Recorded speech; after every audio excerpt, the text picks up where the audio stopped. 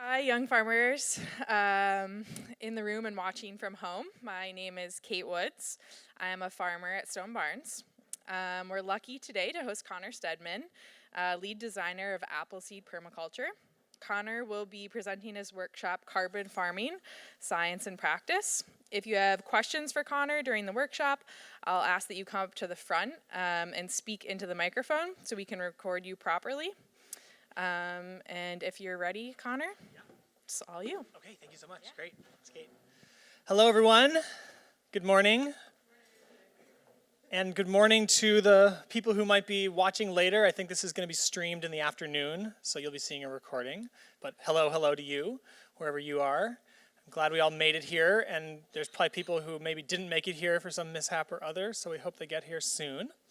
You'll notice that the subtitle has business viability added to science and practice, and there's lots of reasons for that you all are real familiar with. And we're going to do something that's going to really mess with the streaming and recording, which is we're going to do an exercise a little bit into the workshop, so you can be ready for that. But I am a farm business planner and ecological designer and climate educator.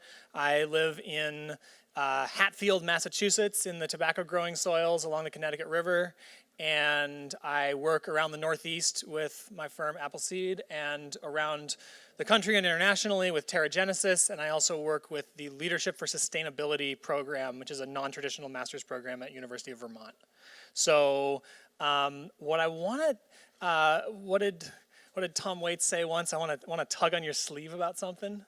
I want to tug on your sleeve about a few things about this little pickle we're in globally and what agriculture can do about it.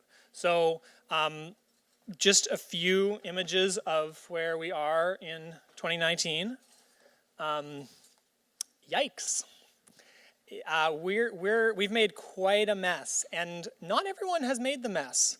There's a very specific group of constituencies and industries and couple generations of political leadership that made the mess. And the people who are being hit hardest by the mess and going to have to clean it up the soonest and with the greatest difficulty are not the ones who made it. So, I'm not going to spend a real long time articulating the climate crisis for you all. It is a core safety threat to the livable future of probably billions of people on the planet. It's a core survivability threat to ecosystems that huge ancient societies all over the world depend on. And we're living with the destabilizing effects of that already and now, with the movement and migration of people out of their homelands and with the ways in which the racism and the xenophobia and the Islamophobia drive wedges into people's minds when those newcomers arrive. Right? So this is really the dominant story of the future. It's the dominating story of the future of the 21st century and beyond. And we are a lot of young farmers in the room here, and we're heading straight into these headwinds. So what I want to engage with you a little bit right now is what's happening at the leading edge of this topic of what role agriculture can play in responding to this situation, because it can play a very big role, and that role has also sometimes been exaggerated, and we need to talk about that too. So before we do, I want to put particular attention on some of the economic and social implications of the climate crisis, because especially among, I would say, white environmental movements in the global north, there sometimes is a tendency to focus on the environmental impacts of the climate crisis and to downplay the social and economic impacts. And some of these are really significant, and these are just glimpses. These are just little cracks through the window. We could spend the next 3 days unpacking the social and economic implications of climate change. So, but just a few glimpses of what it's going to mean if we don't successfully and rapidly and systematically decarbonize the economy in the next 8 to 10 years. People are talking about how in order to meet even the relatively unambitious Paris Climate Agreement targets that we would need to be reducing the intensity of our fossil fuel use by 5 to 7.5% per year starting now. And the carbon emissions in the US increased by somewhere between 2.8 and 3.4% from 2017 to 2018. So we're way off track. And so without getting way back on track in the next decade, the UN is expecting there to be at least 200 million people displaced from their homelands by climate change in the next 30 years. And again, you can see the strain on the capacity of civic life and political leadership and people's capacity to care about and consider each other as human beings on the climate migration that has already happened. And what we've already seen about the mass movement of peoples is a tiny fraction of what's coming. So our communities and democracies are really not in shape for this. And there's a major bit of climate adaptation work to do, which is getting them in shape so that multiracial democracies survive somehow. And I don't know exactly what that's going to involve. But I do know that what's happening on the US border right now with a militarized border and with thousands and thousands of people in concentration camps that needs to be understood as white nationalist climate adaptation. That is the climate adaptation strategy that people who want a racial and ethnic hierarchy in the society are using.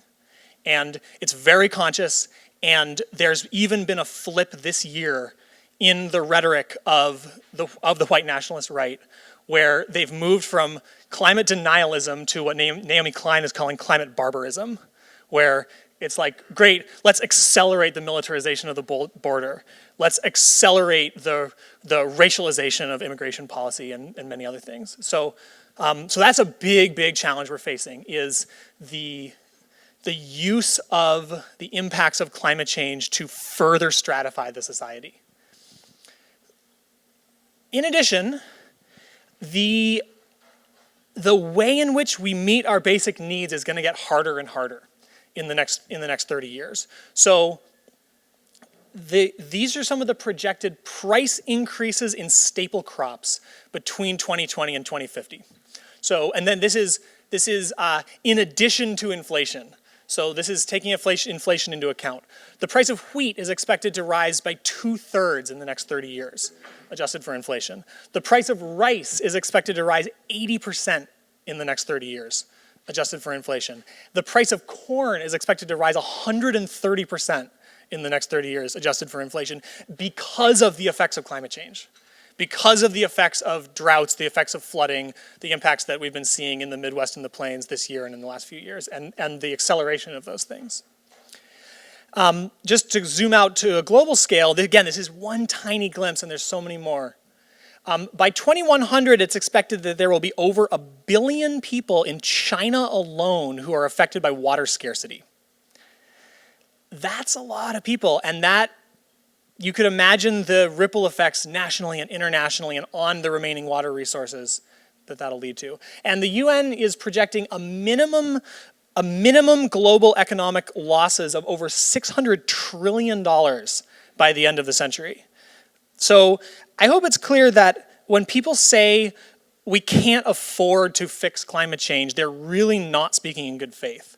Because what they're really saying is that we would rather preserve some existing advantages that our groups have right now and put the cost of this off onto future generations and onto the disadvantaged groups. It's a explicitly maintaining social position to say that we can't afford to act on climate. So, and those are just the implications of the economics that very mainstream institutions like the UN's IPCC have been making. If we follow these to their logical implications, it means that it is far, far more affordable to respond to this situation effectively in the next decade than to allow the status quo to continue. It's far cheaper to fix it now. So, but that's all national and international scale and industry scale planning. And the other thing I think this points to is that the temptation to look for a single silver bullet solution, the temptation to, seed the oceans with iron so that they absorb more carbon, or to put sulfur into the atmosphere to reflect more sunlight back out into space, which, by the way, would people have modeled would end the monsoon season in South Asia if that were done. Those silver bullet solutions, they really fail a number of tests. They fail a multifunctionality test, they fail an equity test, and they also fail a paradigm test because they're in the classic lurching between solving an unintended consequence and creating more unintended consequences there's really a lot of how we've gotten here. So just to expand that out, there's at least 3 major approaches that we have to take to this situation, and you can't just do one. Just one is inadequate. And there's also not a single silver bullet in each one. It's a huge, amazing basket of work that if you've looked at the work of Project Drawdown, if you've read any of the IPCC's work, if you've been on the ground, as I'm sure you have as farmers and growers with the climate solutions that people are digging into, there are ways for people to work on this in every industry, in every region, in every positionality that people have. So it's not reserved for climate activists and organizers, and it's not reserved for people who have access to hundreds of thousands of acres of land. It's a very cross-scale set of solutions. But what we're talking about, and a lot of the conversation about emissions reduction, and as we'll talk about, even with wildly successful carbon sequestration, we're still going to need massive, massive levels of emissions reduction. The carbon sequestration that is possible worldwide is not adequate to get us down and to keep us down to 1.5 degrees Celsius without decarbonizing the whole economy. So the emissions reduction is really crucial, and it's also by itself not sufficient, which is why the carbon sequestration part of this is so important, because right now globally there's around 10.5 billion tons of carbon emitted gross worldwide per year, and about 5 billion tons are resequestered into land and oceans. And that 5 billion ton sequestered number needs to go way up, and the 10.5 billion tons number emitted needs to come way down. And I hope the size of that gap makes it clear why we need to work on both. So in addition, as you may have noticed, there's a few things going a little haywire already. So we also need substantial systematic adaptation to the changes that have already happened and are already happening. So I'm just proposing this as a system of how we think about responding to climate change. It's not just one thing. It's not just a silver bullet within one of these categories. It's a strategic, systematic response that we can figure out how to engage with whatever our scale of operation is. So, okay, so what are we talking about with carbon farming? Because carbon farming, this is biosequestration into farmland. This is storing more carbon in farmland. And so I'm not going to spend a ton of time on going through all the carbon farming practices in this workshop, because I think you all are familiar with that and there's a lot of good resources about it. But if you really boil it down, what we're talking about here is 2 things.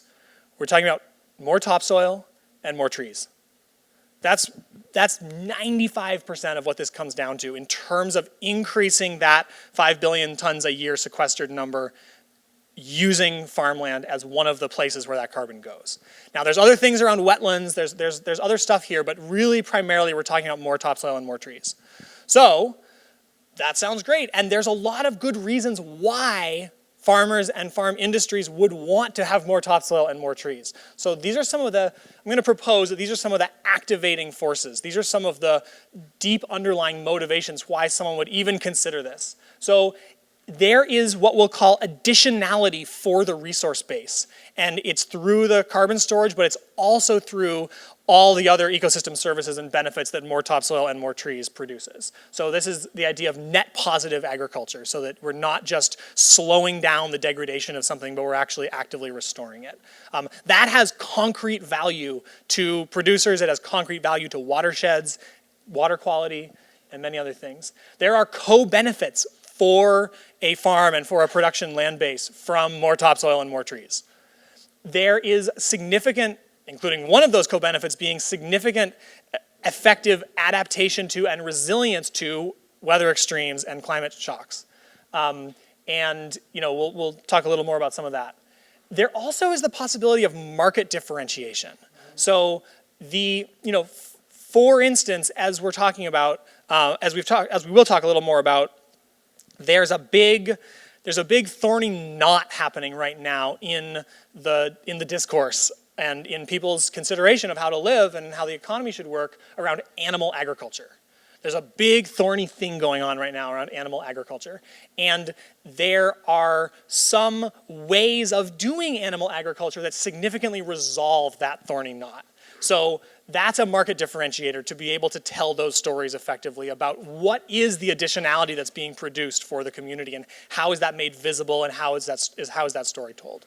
And then there's also people might want to contribute to global solutions, for a livable future. But there's also a lot of big challenges. There's a lot of big restraints on the ability to effectively implement these things. And I'm not going to go through all of this, but there is major business transition cost and risk to retrofitting how farm production works so that it's maximizing carbon sequestration. There's often new markets, there's new equipment, there's new skills. It often requires investment and collaboration across multiple businesses and multiple scales of businesses in order to really embed carbon farming along the value chain of a particular industry.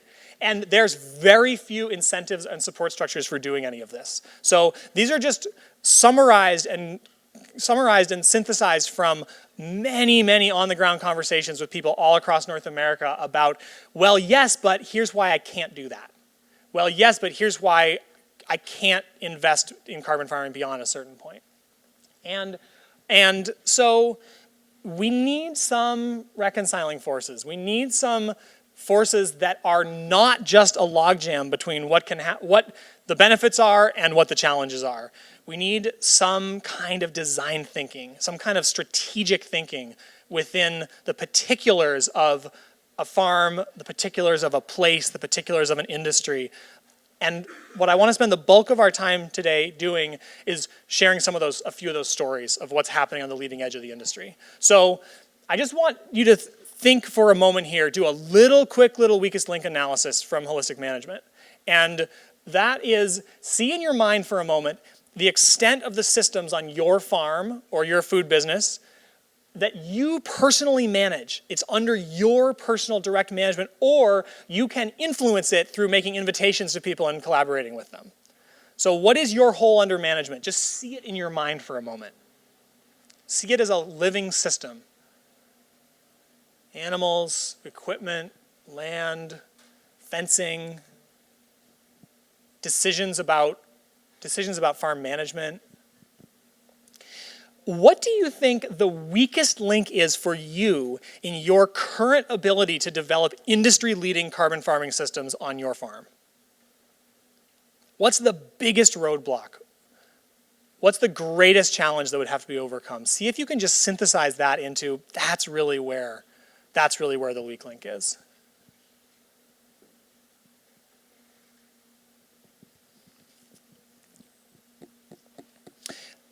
Everyone got something?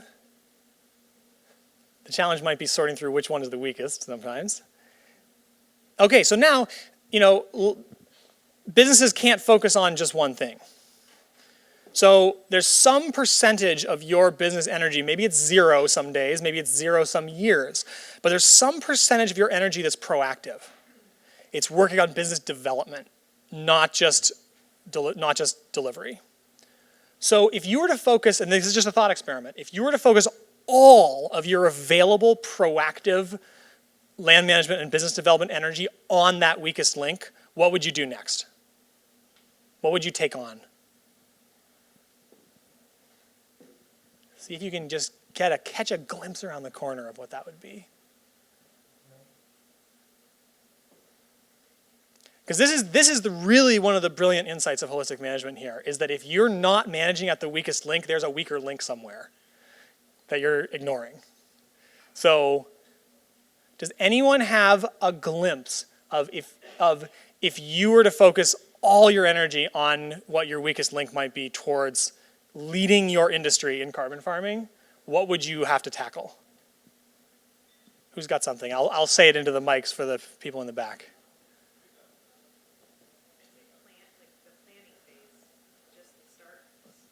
Yeah. So this person said just having the brain space to plan at all. In a long-term way. Okay, great. Great. One other one. Yes.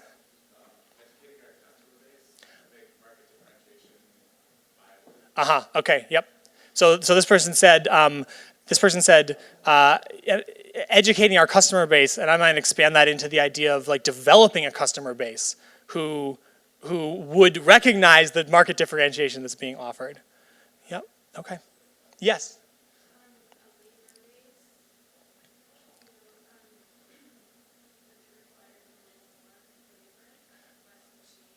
Uh-huh.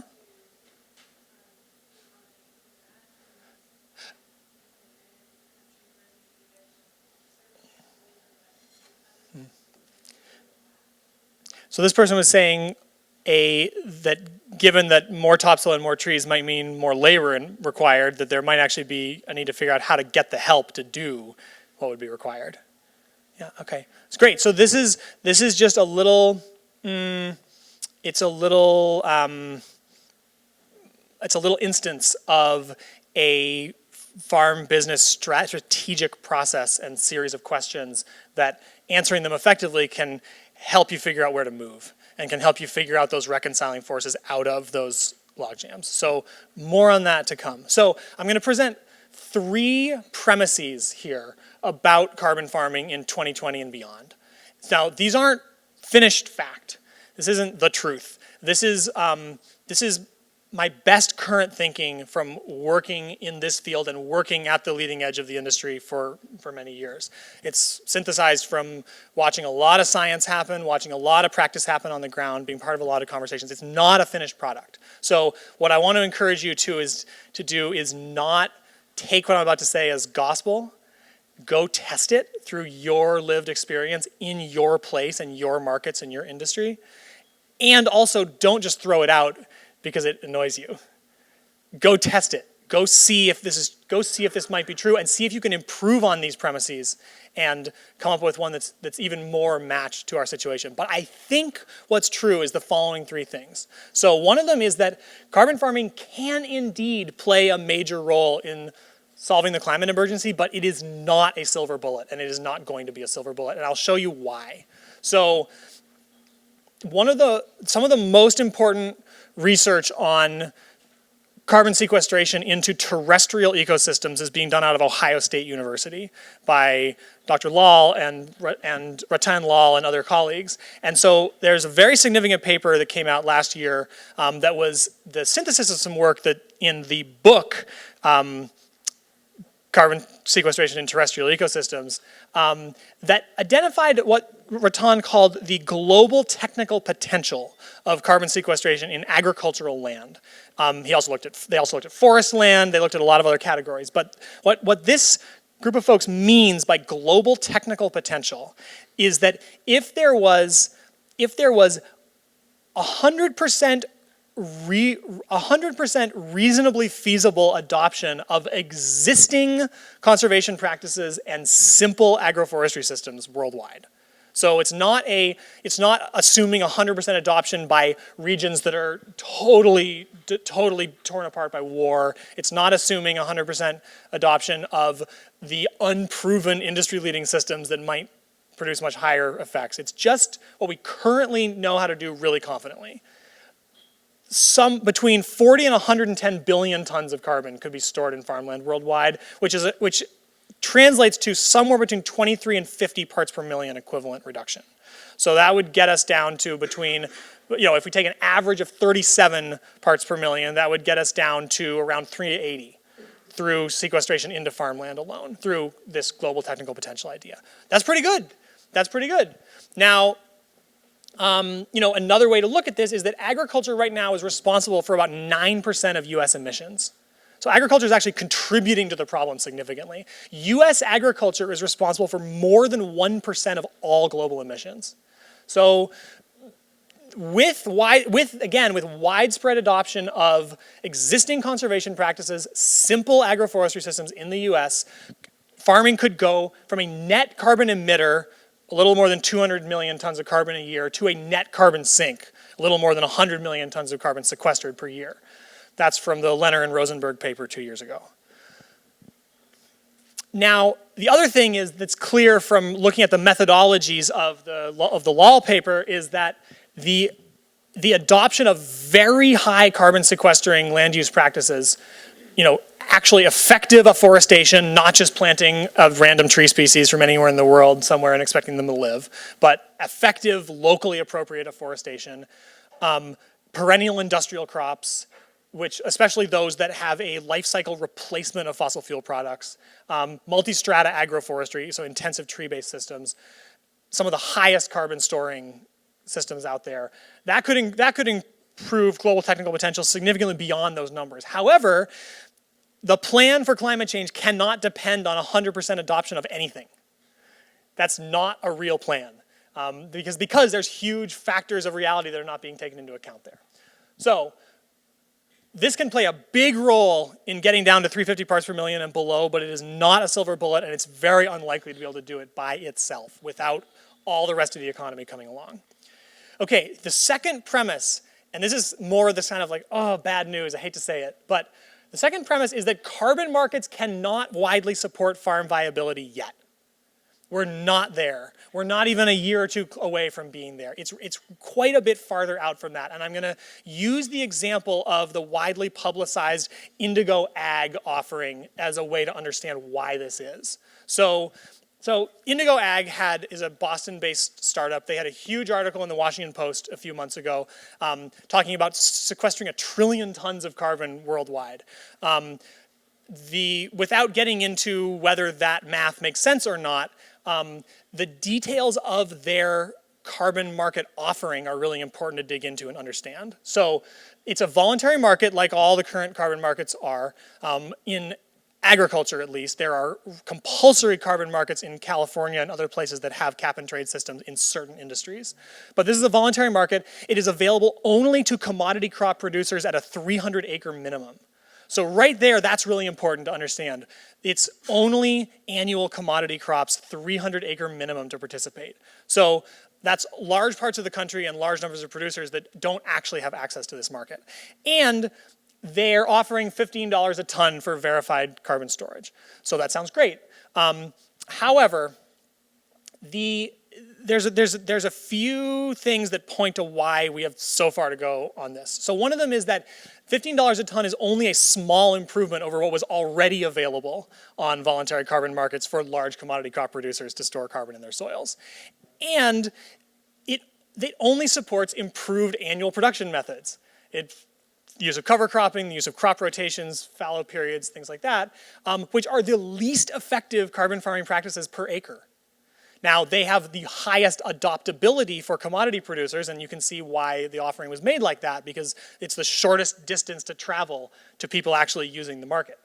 But these are not the high carbon storage land use practices that would really even get us into the middle range of what's possible and needed globally. This is very, very low bar stuff.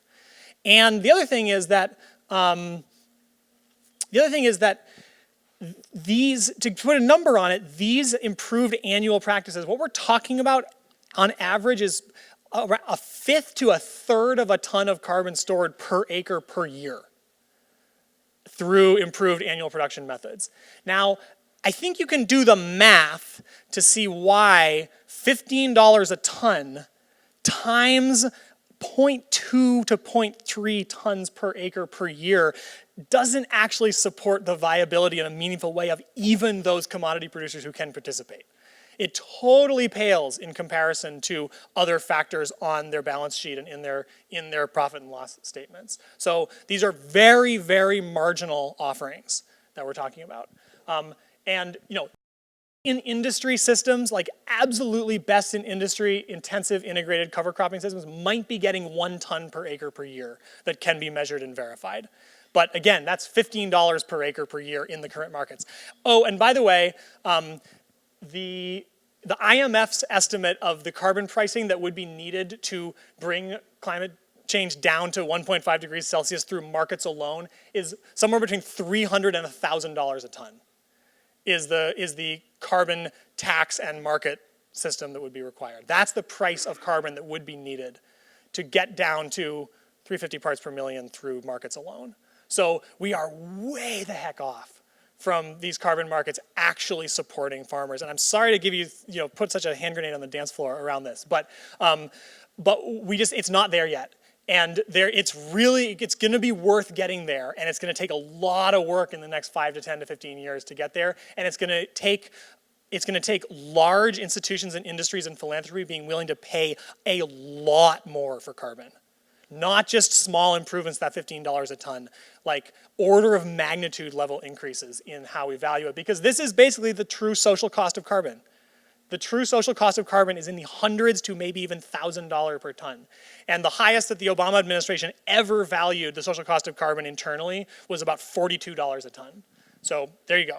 Okay, so the third premise, and again, don't take my word for it, go look into it, but the third premise that I think is a useful starting point is that the greatest carbon storage and the greatest environmental co-benefits in non-arid climates come from tree-based systems.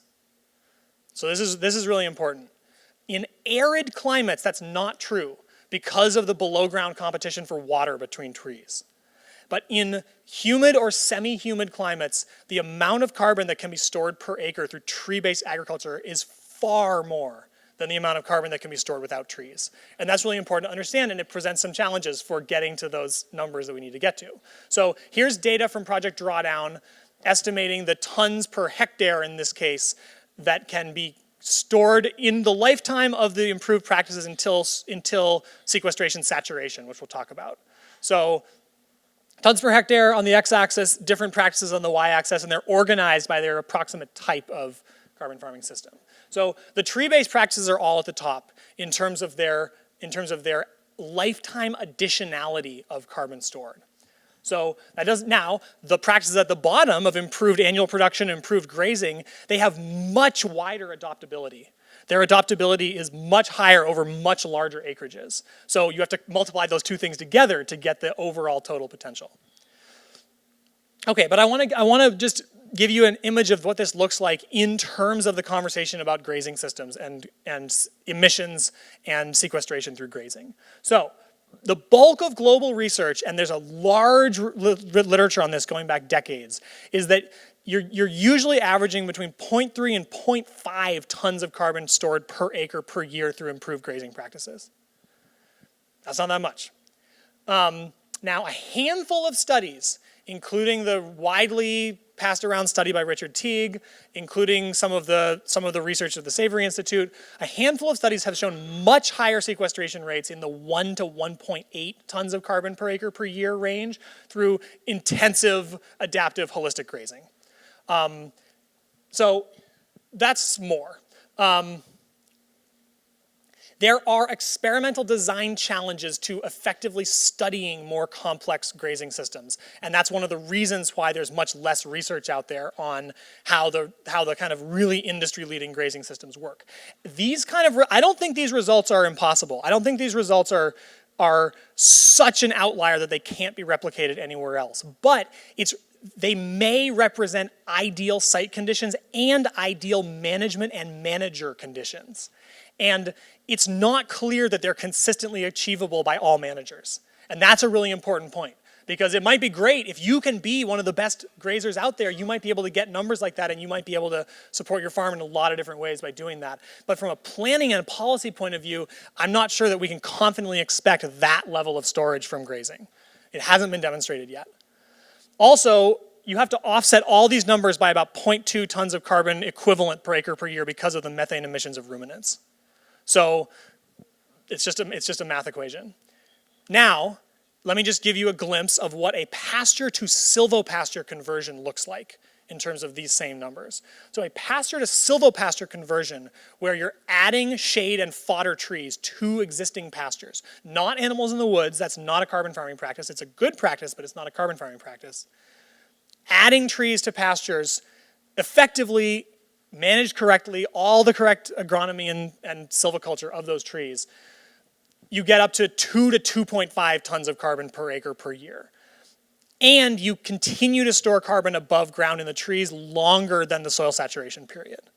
So that's a big difference in those numbers. And this is not with the outliery best managers in the world results. This is average results on adding trees to pastures. So again, this is where some of the premise comes from, that the biggest carbon benefits and a lot of the biggest other co-benefits are going to come from adding more trees to the way we currently produce food. Okay. There's a bunch of other research questions and controversies that are worth just taking a peek at. So one of them is about shallow versus deep soil carbon pools. So, for instance, there are a huge range of organic mineral and organic metal carbon compounds that operate differently than the topsoil long complex carbon chain carbon compounds in deeper soil horizons, below 12 inches, below 18 inches, sometimes even below 24 inches. The best estimates in modeling are that they might total 30% or more of the total soil carbon pool. We know nothing about how surface level land management affects these carbon pools. There's barely been any research at all that actually gives meaningful data about what the actual effect is of even growing trees above ground has on these deeper soil carbon pools, which also means we don't know what above ground practices might be depleting these pools, and we don't even know about it. There's some research suggesting that, big surprise, cutting down old growth forests causes you to lose a lot of carbon from these deeper organic mineral carbon pools, as well as from the topsoil from erosion and from the trees themselves. But we really don't know a lot about how agriculture interacts with the deeper soil carbon pools. Okay, also soil carbon saturation and equilibrium. So both below ground and above ground carbon pools reach net saturation after a certain period of time of improving your practices. So they basically reach an equilibrium or an asymptotic equilibrium of emissions and sequestration. The length of time that takes is different for different practices, for different soil types, for different places. But it's usually, for improved annual and grazing practices, it's usually between 20 and 50 years where you hit saturation. And the bulk of the studies show between 20 and 30 years. Some systems can continue net sequestering out to an 80 to 100 year time period beyond that initial soil saturation period. There are some people who think there are ways to hack soil saturation through things like biochar, through other practices. That has not been convincingly demonstrated yet. There's not enough research to be able to say that that actually works. So it might work, and it would be very interesting if it could, but we're not there yet in terms of being able to confidently say, like, as a service provider, you can do this and it will have X result. There's also a lot of stuff going on around life cycle analysis and substitution effects. And all I want to say about that right now is that a lot of the questions and controversies around biochar and around carbon forestry revolve around these questions of how are you defining the life cycle that you're analyzing the carbon cycle in? And also, what substitution effects are you taking into consideration? So wood can actually be a net carbon sequesterer especially if it's replacing concrete and cement, because concrete and cement are some of the most carbon intensive materials on the planet. So if you can do sustainable timber forestry and actually replace concrete and cement production with wood production, that's a significant gain. But again, you have to do the full life cycle analysis to be able to answer that question. Okay, so we've got about half an hour left. And because of the format, I'm going to keep going. If we weren't streaming, I would be pausing for a lot of questions, but we're going to do that at the end. So hang on to your questions and comments, and we will look forward to hearing from them soon. So I just want to give you a few glimpses of some industry-leading systems, and then I want to tell you some stories from producers and coalitions of producers of what's happening at some of the leading edge of the industry around playing this out in a business viability context. So we're not going to talk about these practices in detail. These are just some images of what people are doing. So people are doing intensive integrations between annual production, cover cropping, and grazing. So they're integrating full season, year-round living cover with animals, with some often even commodity crop production. This is the very leading edge of what improved annual practices look like, and especially with the animal integration. The animal integration is complex. You have to have the skills of grazing and the skills of field crop production and the skills and artistry of cover cropping. But people are doing this, quite famously. This is what Gabe Brown is doing on a lot of his acreage in North Dakota. This is what Hudson Carbon is doing up in Columbia County here in the Hudson Valley and a number of other places. So this is the thing. People are doing this. It's not easy, but people are doing it, and they're getting kind of the best measured so far soil carbon results from annual production alone through this kind of thing. Okay, people are also converting pastures to silvopasture and tree fodders. So these are just some images of silvopasture. If you haven't seen this system, one of the challenges with silvopasture is that very few people have had contact with it in the US. So it's not in 4-H, it's not in the ag schools, it's not in what technical service providers mostly know anything about. So the confidence is low because people haven't seen it and they don't have access to good advice about it. And you also have to have the skills of growing trees as well as the skills of grazing.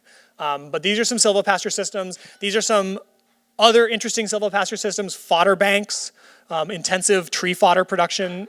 These are mulberries in Mexico. This is intensive silvopasture in Colombia, where you have basically fodder banks in the mid-canopy between fodder trees and a grazing sward.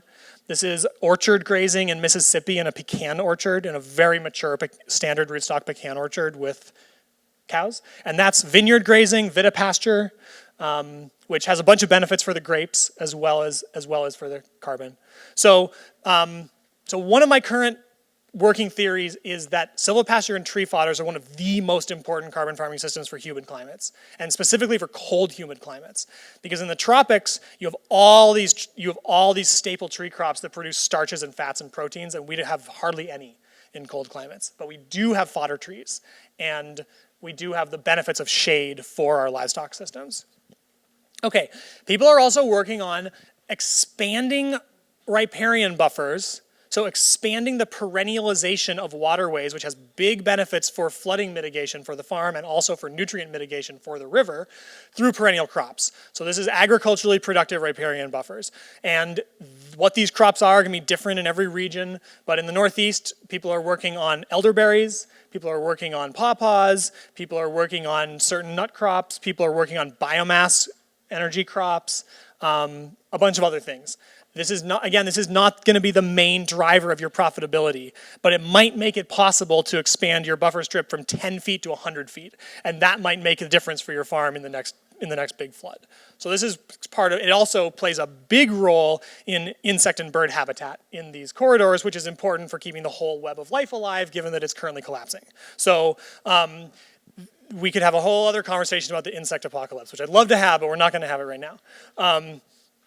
Okay, another thing people are working on is high carbon storage perennial crops. So these are actually, in many cases, new or revived crops that go significantly beyond annual or grazing carbon sequestration totals because it's a tree crop, and often these are integratable with grazing through orchard grazing. So we're talking about chestnuts here in the Northeast, especially in the Midwest, talking about mesquite in the Southwest, talking about olives in Southern California and other parts of the world, talking about the perennial grains, which we're gonna have a whole conversation about this in a moment. And again, this should not be a surprise to people who know this from their family background or study history or the current situation.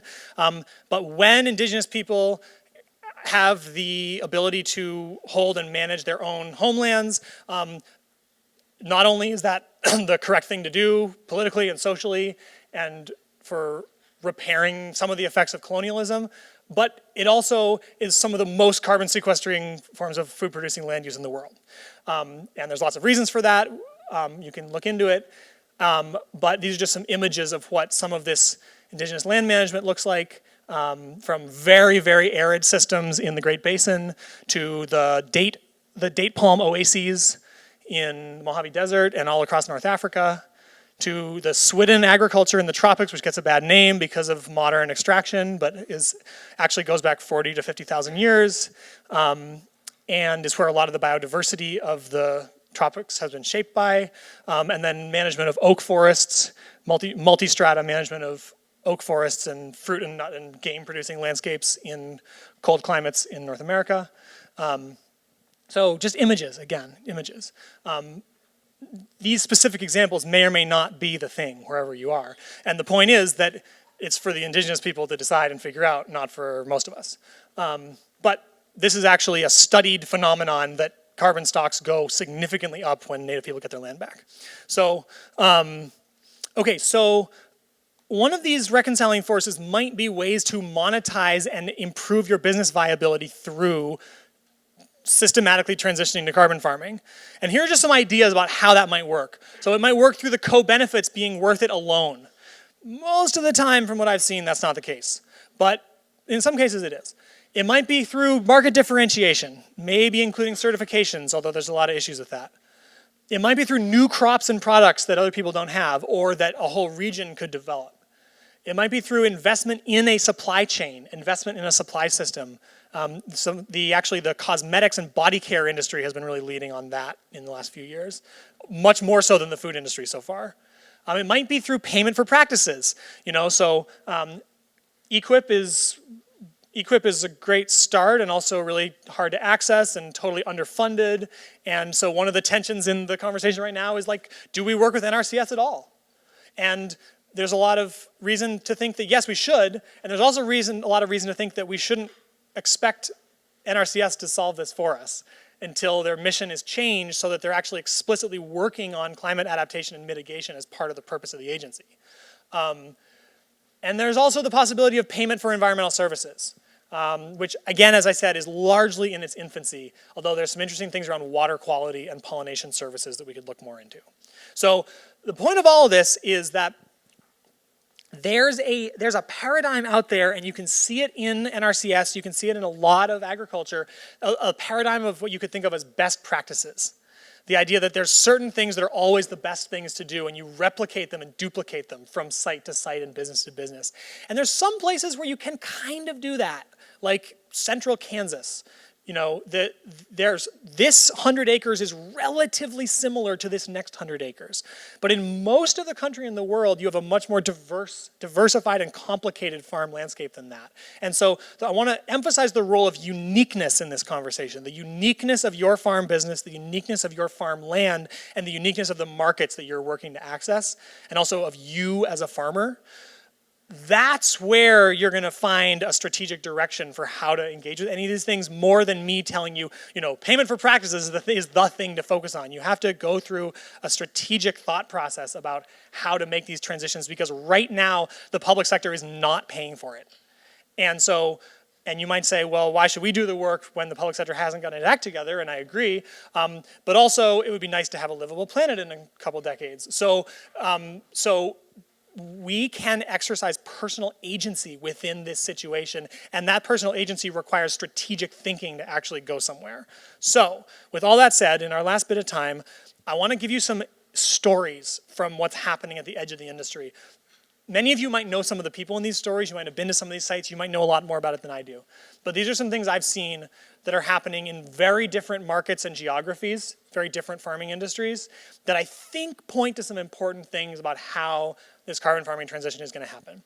So this is a very beautiful place. I'm not going to tell you exactly where it is because I want to protect it. But it's in the northern Catskills. You'll figure it out pretty soon.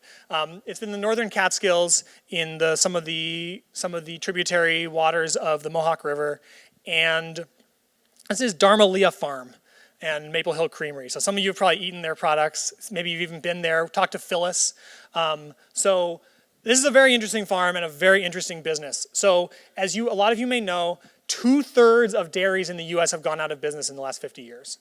And you look at what the liquid milk prices were 100 years ago and you understand why. Adjusted for inflation, they're 3 to 5 times what they are now. So Dharma, Paul and Phyllis, Dharma organized with other producers in the Mohawk Valley to get out of the smaller and smaller and smaller margins, negative margins, liquid milk industry, and take control of their own markets. So the way they did that is they became the first off-production site farm to join Maple Hill Creamery, which was a single production site creamery at the beginning, and build it into a 100% grass-fed yogurt brand. And then that allowed them to grow into a national brand. They now have over 100% grass-fed producers, mostly in the Mohawk Valley, all in New York State, and they have yogurt on the shelves all across the country. So there's a really interesting story here about what these producers did. They actually collaborated across businesses to create another larger entity that could do their marketing for them rather than trust the commodity markets. That's a really significant thing, and it's something I remember Fred talking about 10 years ago at this conference about the role of collaboration between mid-scale businesses in creating something better. So the other thing that I just want to point to is that they're also a savory hub. So Phyllis is a Savory Institute holistic management trainer, and so they've developed a totally, again, uniqueness, a unique set of pasture monitoring practices that is designed for those farmers in that bioregion doing those production methods so that farmers can get immediate feedback from their land about the effect of what they're doing. And so what they're trying to do is develop that towards being part of Savory's Land to Market program, which is a certification. It's a verified environmental outcomes certification where, again, mostly not end to consumer, mostly mid to large scale food industry buyers are saying they'll pay a premium if you can demonstrate that you've produced this environmental outcome. Okay. Here's another story of a totally different kind. Vermont bean crafters. Some of you probably know Joe. Who knows Joe Bosson? Joe, if you're watching, right on, man. So Vermont Bean Crafters was started by a young farmer who did the math on buying a farm in his mid-20s and was like, no way, that's not going to work out. But what I am going to do is start a value-added business first that can create a market for my eventual farm. So the niche he found in the market was for this dry bean veggie burger business that shifted hundreds of acres of land into adding dry beans to their corn and soy rotations in western Vermont and the New York side of the Champlain Valley. There had not been a market for local dry bean production in that part of the world until this business was created. And he also identified that his customers were hospitals and school cafeterias and prison cafeterias, and that's who he was selling to. So no retail, all these mid-scale buyers, and figuring out the price point and the production size to make that work. Cool, so this is a diversification of crop rotations across a whole region. Again, tiny carbon effect, but a meaningful business diversification and resiliency effect for those farmers. And the thought process he went through is what I want to highlight here. This is the kind of thought process that people are going to have to go through. Okay, a couple stories of actually whole new ingredients, because there's a lot we could talk about. We could go way more into, strategies for silvopasture and tree fodders, strategies for really improving and developing how current food products and ingredients are grown. But I want to tell you a few stories of whole new ingredients, because that's another interesting leading edge of this carbon farming project, and it's one that you might want to work on. So here's a few examples.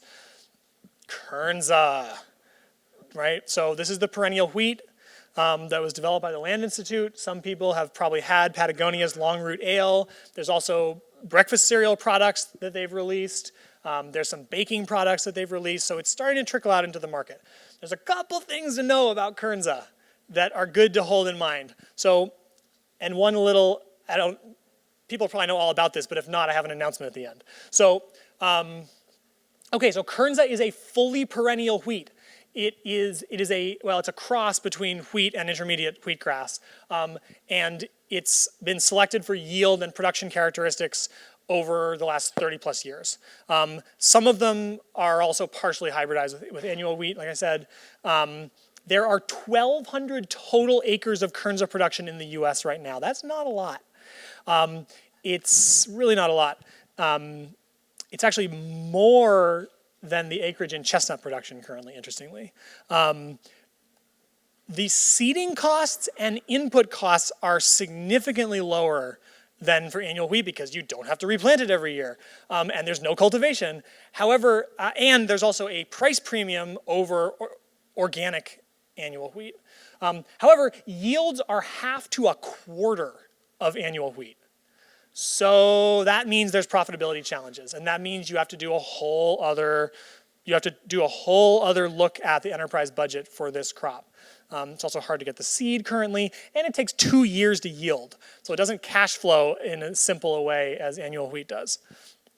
It also took 30 years of breeding before there were any commercial plantings. And famously, General Mills in Patagonia are really interested in this crop, but they got involved way after that crop development period. So that's actually a shift we need from private sector, is for them to get involved much earlier in these development timelines and support things over a longer time frame, because Land Institute really limped along for 20 years or so before this started to play out. Now, the other thing I want to just give you an image of is that some of these new crops have a different way of thinking about it than my whole acreage is in this crop. They have specific applications in the farm landscape that help with co-benefits and also help with the overall profitability. So Kernza fits really well, it turns out, in rotation with annual wheat, kind of similar to the annual pasture rotations we were talking about. It fits really well for growing on slopes where erosion is a greater concern with annual production. It fits really well as part of buffer systems.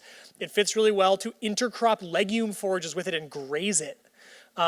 And so that all is pointing to stacked enterprises and intensified production rather than just shifting how a single crop is produced. That's a lot of the tactical thought process you have to go through in designing how to be part of these carbon farming processes in a farm business.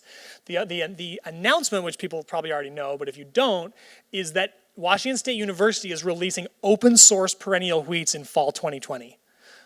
Which is very exciting, because any new crop industry is going to need a wide diversity of germplasm, and this is going to be a significant increase in the germplasm available for perennial wheat. So that's great. I'm going to talk for a minute about almonds. So that, by the way, sure as heck is not a dry farmed almond field, but I just wanted you to see this because this production system, and I'm not going to say this crop, but this production system is one of the things that is aridifying California right now. And it doesn't have to be that way, but there's details. So dry farmed almonds, what the heck would that mean? Almonds are the most water guzzling crop in the world. Well, so California produces more than 80% of the entire world's almonds. There's 1.3 million acres in production. It's more than 3% of all the farmland in California is almonds that look like that, mostly in the Central Valley and the side valleys. Now, what a lot of you might know, but in case you don't, is that almonds were dry farmed on their own rootstocks up until the 1950s. So just let that sink in for a second. This is a modern phenomenon of almonds being a water greedy crop. In the 50s, almond on peach rootstock grafting became the industry norm, and it became such the industry norm that it's actually very difficult to even get production almond rootstocks in the US. They have to be imported from Spain and Italy. And that shift in horticulture and crop selection and agronomy and all the production systems and methods that came with it led to the following situation. Historically, you got 500 to 700 pounds a year per acre from almond on almond rootstock orchards. Now you get 3,000 to 3,500 pounds per acre. So that's a 5 to 7-fold increase in production. That's why that shift happened. On the other hand, it takes more than a gallon of water to grow each individual almond. Think about that, a gallon of water per almond. And that includes organic production. Right? Organic production is no better than conventional production from a water point of view because it's ultimately the same production methods, it's just different pest control methods. Also, the trees only live 5 to 10 years.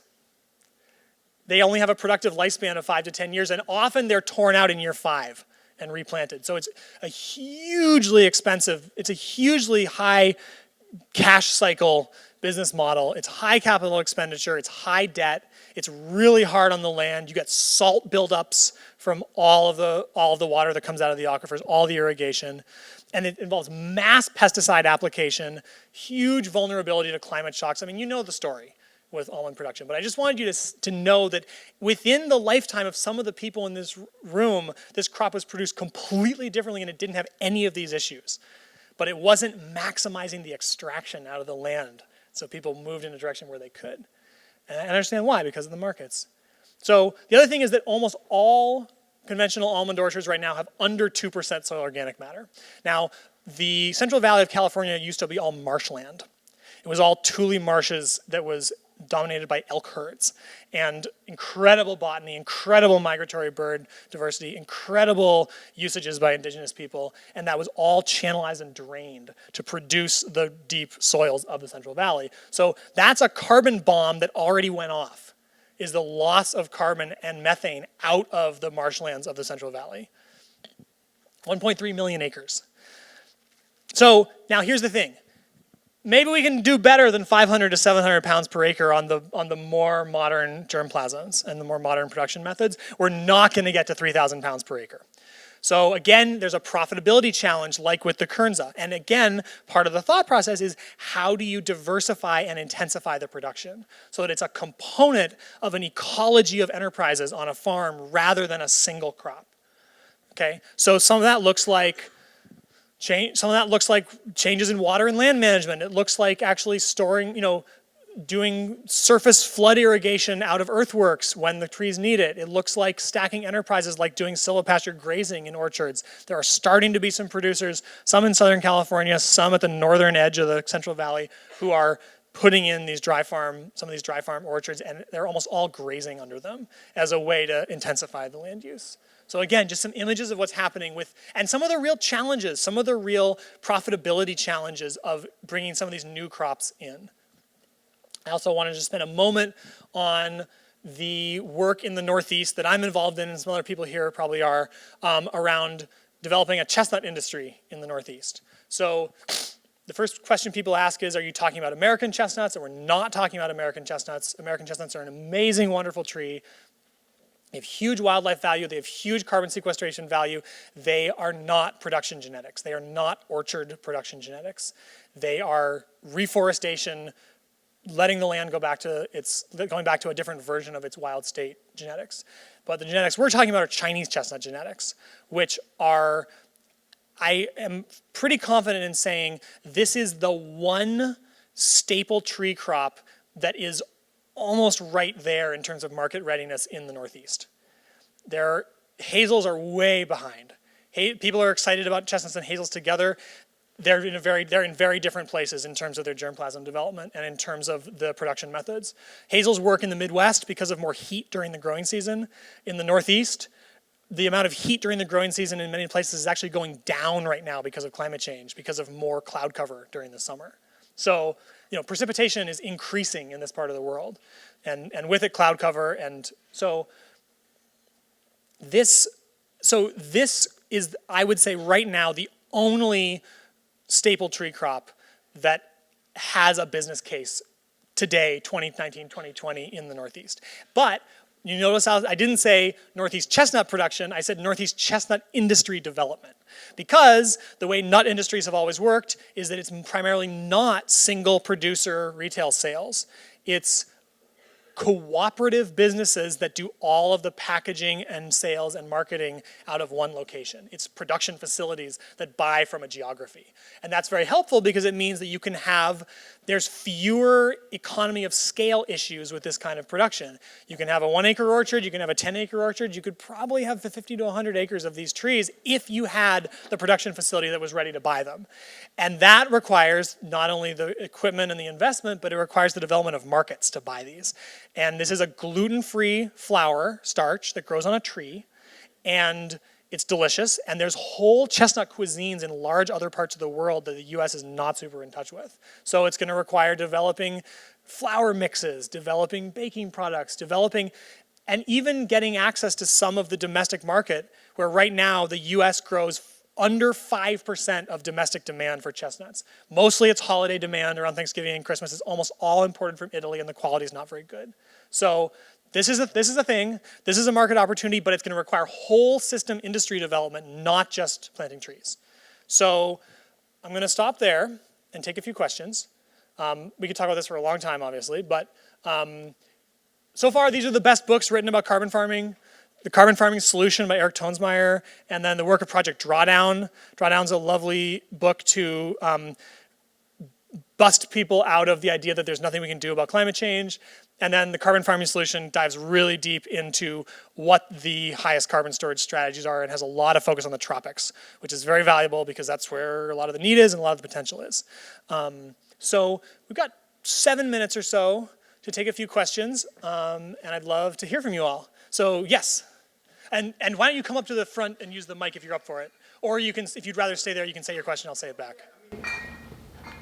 Listening to your presentation, I was thinking about something like 140 million acres or more in corn and soybeans in the Midwest. Yep.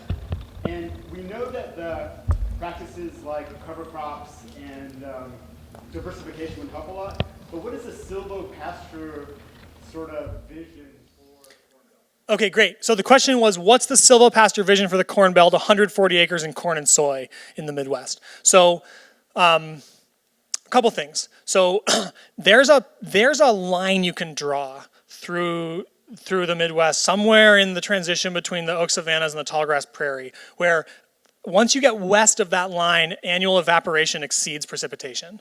And once you're west of that line, you really only can grow trees in certain landscape situations. So in the mixed grass and short grass prairie, it's not a thing. Once you get a little up into the convection air currents of the Rockies, you start to get rainfall again, and you can do a whole different kind of silvopasture.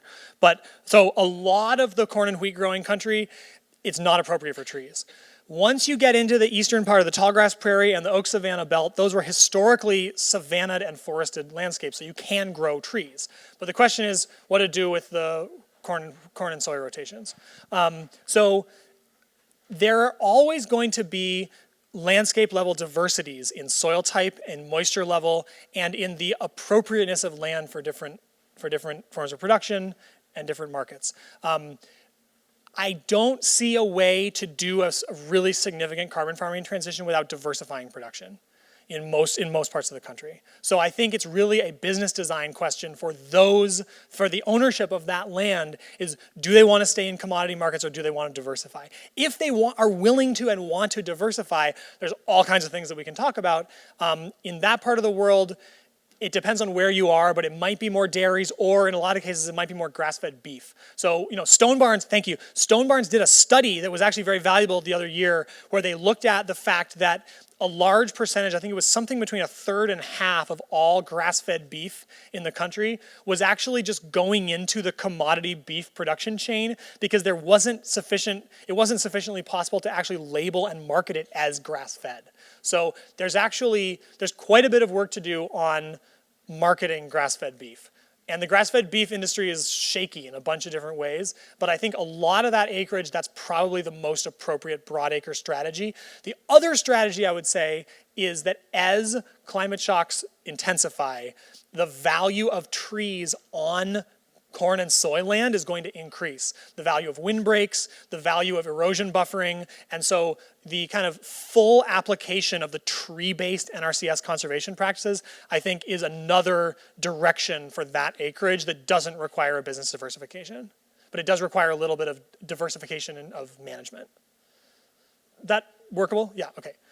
5 more minutes. Can take another couple questions. Who's got one? Let's see. Fred. Yeah, thank you for all this great information. I'm wondering if like, for example, putting land into silvopasture, like perennial grasslands in North Dakota, where my farm is. Right. Would that be acceptable if that land is already in permanent conservation? And could farmers get paid for planting the trees?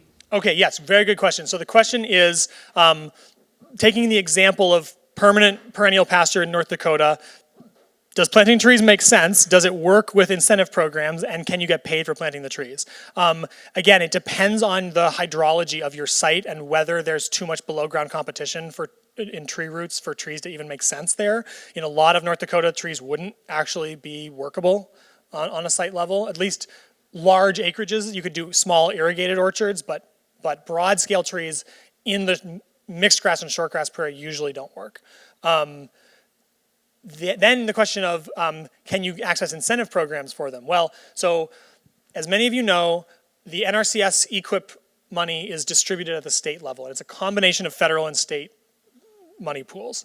And so to take New York State as an example, last year, New York State only had funding for less than 50% of the requested EQIP money that farmers asked for. And most farmers aren't even asking for it. So there's the amount of funding that's available in EQIP is really, really small compared to the scale. And the other issue with it, and again, I'm really grateful that NRCS exists, but it is fundamentally a harm reduction paradigm.